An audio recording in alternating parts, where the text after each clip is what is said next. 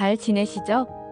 오늘도 잠잘 때 듣는 이야기 채널을 찾아주셔서 감사해요. 당신의 하루는 어떠셨나요? 고요한 밤, 잠들기 전에 지혜롭고 따뜻한 이야기 하나 들려드릴게요. 오늘은 탈무드의 지혜로 잘 알려진 마을의 물 부족을 해결한 현명한 선택에 관한 이야기입니다.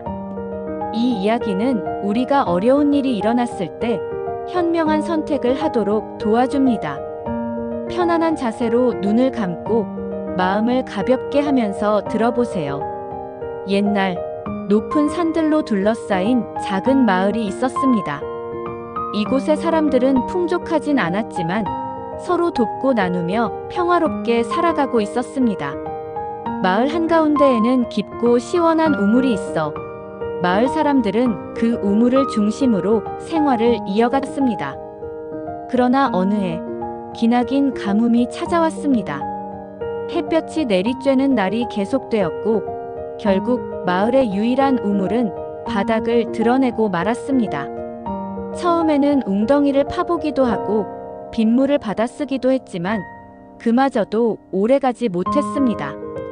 사람들은 점점 마실 물이 부족해졌고 마을 원로들은 대책을 논의하기 위해 모였습니다. 마을 원로들은 깊은 고민 끝에 이렇게 결정했습니다. 우리는 두 개의 그룹을 나눠 6개월 동안 실험을 해볼 것이다. 더 효율적이고 지속 가능한 방법으로 물을 공급하는 그룹에게 앞으로 마을의 물 공급권을 맡기겠다. 이렇게 해서 두 그룹이 나뉘었습니다.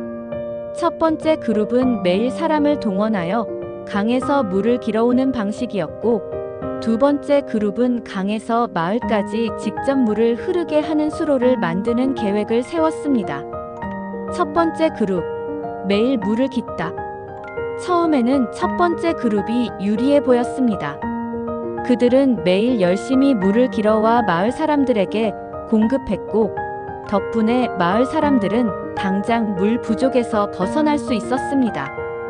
마을 사람들은 이 방식이 더 현실적이지 않나? 라며 안도했습니다. 하지만 시간이 지나면서 문제가 발생하기 시작했습니다. 강까지 오가는 길이 너무 멀었고 물을 길어오는 사람들은 점점 지쳐갔습니다.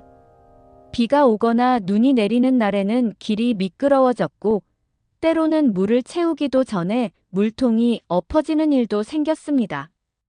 또한 인건비가 계속 늘어나면서 마을의 부담도 점점 커졌습니다. 이대로는 지속할 수 없을 것 같아 첫 번째 그룹의 책임자는 고민에 빠졌습니다. 하지만 이미 선택한 방법을 바꾸기는 쉽지 않았습니다. 결국 더 많은 인력을 고용하고 더 많은 노력을 기울이며 버티는 수밖에 없었습니다. 두 번째 그룹, 수로를 건설하다.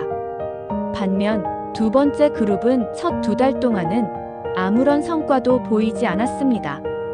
그들은 매일 땅을 파고 수로를 정리하며 강과 마을을 연결하는 수로를 만드는 데 집중했습니다. 마을 사람들은 그들을 보며 쓸데없는 일에 시간을 낭비하고 있다라며 조롱하기도 했습니다. 하지만 시간이 흐르자 변화가 보이기 시작했습니다. 조금씩 수로가 형체를 갖춰갔고 한 달이 더 지나자 시험적으로 물을 흘려보는데 성공했습니다. 아직 완벽하진 않았지만 기대 이상의 성과였습니다. 작업이 점점 구체화되면서 마을 사람들도 서서히 관심을 가지기 시작했습니다. 정말로 물이 흐를 수 있을까?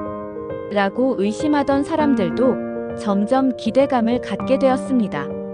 수로 공사가 마무리될 무렵 첫 번째 그룹은 이미 극심한 피로에 시달리고 있었습니다. 매일 같은 방식으로 물을 길어오던 사람들이 점점 힘을 잃어갔기 때문입니다. 반면 수로를 만든 사람들은 점점 기대에 차 있었습니다.